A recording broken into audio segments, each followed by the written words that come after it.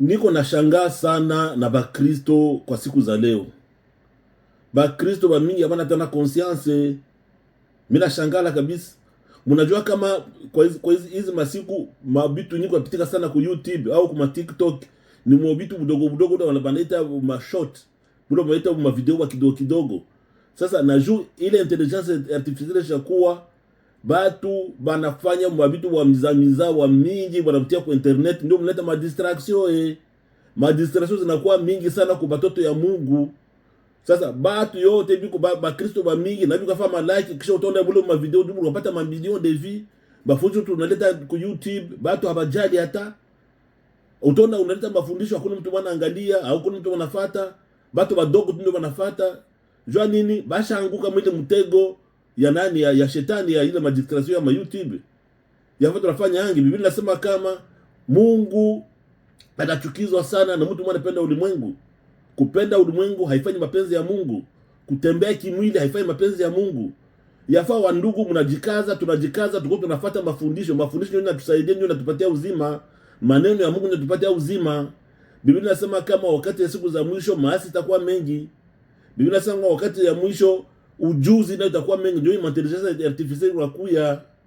Tujikaze, tutoke mbele ma distraction, tufuate mafundisho. Hii mafundisho niko naleta ku YouTube ni mafundisho ya lazima sana. Tujikaze, tutoke mu distraction, mafundisho ya lazima sana tena ya muhimu, kwa sababu Mungu ndiko leta mafunuo na mafunuo kwa siku hizi masiku za mwisho. Tujikaze, tutoke mu distraction. Hapa juzi nilikuwa nafundisha juu ya neema.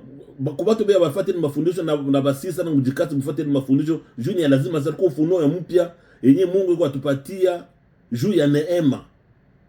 Uwezo yenye batu habajui yenye nakuwa ndani ya neema. Juu inasema kama tumeokolewa njoo kwa neema. Na Yesu wakati alikuja alileta njoo neema. Na neema inatusaidia kupata vitu vyenye hatuko tunastahili kupata, tunavipata. Njoo kazi yenyewe tulifanya kwa msalaba kwa jinsi tusikose kitu. Yesu alikufa kwa msalaba juu ya kutuletea neema. Na ile neema ilikuja juu tusikose kitu, na njoo tusamehewe madhambi zetu. Ndio maana neema ilikuyaka. Wakati ya zamani tulikuwa tunaweza kama tunapaswa jikaza, tujikaze, tupiganishe tusitingie ndani ya madhambi. Makanisa tulikuwamo ilitufundisha vile. Kama tunapaswa piganisha, tujikaze, tusiingie ndani ya dhambi. Mtu akiingia ndani ya dhambi banamutenga, mtu akiingia ndani ya dhambi banamupatia malipizi, banampatia punition discipline. Na vile. Sasa kitu gani yenye ilikuwa tuma watu wanajikaza kwa gisi basi anguke ndani ya dhambi? Utone na joto ilikuwa tunafanya shie, tuko tunaingia maombi za mingi za mafungo, tunajikaza, tunaomba sana, tunafanya mafungo kwa gisi tuweze kutembea ndani ya utakatifu. Ndio tuko tunajikaza vile. Nilikia kuremarkia ile kama ndio maana tuko tunajikaza kwenda kwa mafungo ya mingi. Ukiangalia hata vizuri makanisa ya mingi nayo inakuwa inafanya vile. Makanisa ya mingi kwa siku ya leo inakuwa inajikaza kufanya mafungo za mingi kwa giza bajikazi baangalie kama hapa tangia ndani batendela kulinda maisha matakatifu.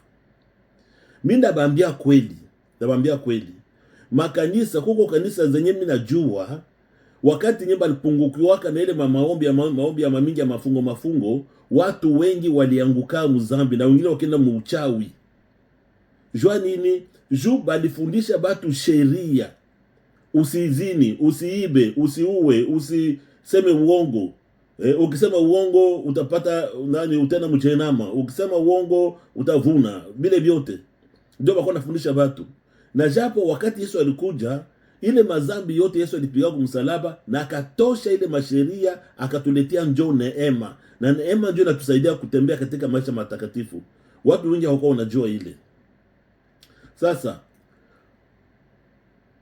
wakati yenye mtu anapata ufunuo ya kujua kama unapasha tembea sawa sawa, unapasha kuamini ile neema yenye Mungu aliletaka, mtu batu abezi anguka tena, abezi tembea tena ndani ya dhambi. Nabambia kitu moja ya lazima sana, afa mnaelewa zaidi tena. Kwa kumelewesha hii niko nabambia, muangalie vizuri. Kuko watu wengi wenye wanatembea katika sheria.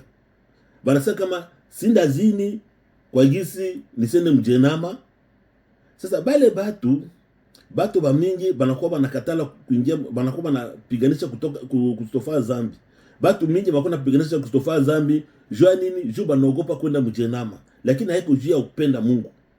Banawaza bangaba nampenda Mungu, lakini bashakuwa na Mungu bila kujua. Kwa mfano, kuko watu wenye, na hata mimi nabajua, kwa watu wenye wanakuwa wanasema kama nishaoa, niko na mke wangu, ule mke wangu mimi nasikia simpende tena ndani ya roho yangu. Lakini basi mimi napata juu nani, Biblia inasema kama tusizini, mimi naogopa nisikose mbingu. Ndio mimi napata jikaza basi nisende nje nisizini. Kwa watu mingi banakuwa vile. Kisha banawaza sema ile banafanya ndio banapendeza Mungu. Maana banaogopa kwenda mjenama ndio wanawazini. Lakini haiko sema juu wanampenda Mungu. Juu Biblia inasema kama enyi waume upendeni wake zenu. Kama unaona upendo unakosekana ndani kwa mke wako, omba Mungu ile upende rudie. Lakini watu mingi banakuwa wanasema kama sina zini, sina fanya kitu fulani, juu nisikose mbingu. Yesu ataweza kuja wakati wote, afa akinikuta niko na zini. Lakini roho yake hapendi tena mke wake. Na kwa watu mingi banakuwa banatamani hata wake wake wakufe juu hao mwingine. Ile yote ampendeze Mungu. Nijua nini? Juu watu bangana watembea ndani vitu ya masheria. Biblia inasema kama mtu mwenye ndani ya Kristo hana wasiwasi, hana masusi, hana vitu gani. Kama ile masusi kuna kuya, ni shungu Mungu mwanatembea ndani ya ile mavitu ya masheria. Neema inatuletea furaha, inatupatia amani. Tunda la Roho inatoka juu ya neema. Tunapata ile tunda ya Roho juu ya neema yenye Yesu Kristo atuletea. Kama Yesu Kristo kufa kwa msalaba ni kwa jinsi tupate ile neema yenye alituletea. Kila kitu yenye ilikuwa kigumu kwetu anairahisisha. Biblia inasema kama vile Mungu alivyopenda ulimwengu hata kamtoa mwanake wa pekee ili kila muamini asipotee. Watu wengi mnakuwa wanasoma inaandiko lakini hapa unaki ufuniko ndani. Basi asipotee bali au na uzima wa milele. Maana Yesu Kristo alikufa kwa msalaba hivi ili kila mtu mwata muamini asipotee. Maana kila mtu mwata amini Yesu, mwanaamini Yesu Kristo asipotea tena. Lakini kuamini Yesu Kristo ni kukubali ile kazi ya fahamu msalabani, kupokea neema tupatia. Biblia inasema kama Yesu Kristo alifanyika kwa dhambi kwa ajili yetu. Shendo tungepata ndio kufa kwa msalaba, lakini yeye ndo alikufa pahali yetu. Yafaa tunajua kama Yesu alipata pinisio, alipata malipizi, alikufa kwa msalaba kubitu vyenye kufanya. Na shie tulipokea ile neema kutoka kwa Yesu Kristo bila kufanya kitu. Maana ilikuwa sasa vile tunabadilisha. Yesu anakamata madhambi zetu na anatupatia neema yake. Sasa ile mateso Yesu alikufa kwa msalaba hakuikufia kwa bure. Hakufa kwa msalaba kwa bure, alikufa kwa gisi tupate ile, tukubali ile neema anatupatia na tutembee ile neema. Nilimwambia kwa ile mafundisho ya mwisho hapa nilikuwa nafundisha juu ya neema kama Mungu anakuwa anasamehe mtu wakati anafanya dhambi, anakuwa anamsamehe kabla ule mtu hajalomba msamaha. Mnakumbuka hadithi au mnakumbuka ile historia ya nani, ya mwana mpotevu? Mwana mpotevu alitembea akalomba mali yake kisha akaenda kuyarudisha. Kisha wakati alionaka kila kitu yanakosekana, akasema atarudia kwa babake, labda akwata kama mtumishi wa babake, kisha anomlombe msamaha. Angaleka babake atamkubali. Wakati mtoto alirudia kwa babake, mbele hata ule mtoto alomba msamaha, babake ashamkaribisha msamehe. Na ndio Mungu baba naye anafaaka. Mbele ulombe msamaha, Mungu atakosha kusamehe, anakusamehe kwa sababu gani? Anaangalia ile damu ya Yesu Kristo yenyewe ilimwagwa msalaba kwa ajili ya dhambi zetu.